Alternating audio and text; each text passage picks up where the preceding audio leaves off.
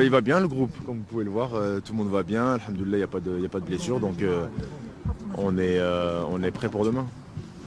Est-ce que la victoire est nécessaire demain? Forcément, on aborde tous les matchs c'est pour les gagner. Après, nécessaire, oui, parce qu'on est l'Algérie, on a envie de remporter ce premier match de Cannes.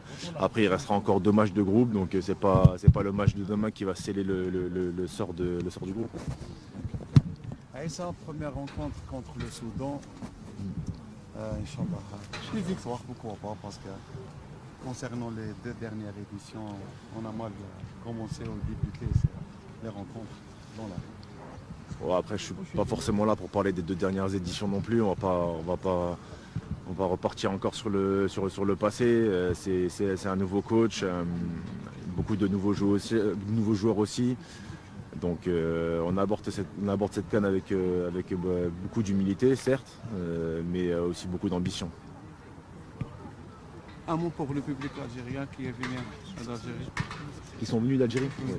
Non, ça on le savait, que ce soit le pays frontalier comme le Maroc ou un autre pays, ils sont toujours là pour nous supporter. Donc c'est un grand merci à eux et c'est en grande partie pour eux qu'on va tout donner demain.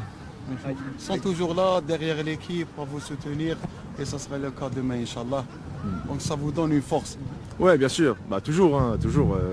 Vous pouvez voir quand on joue à domicile, il y a un peu cette force du public qui nous vient. Je pense que demain il y aura énormément de supporters algériens, ce sera bon pour nous.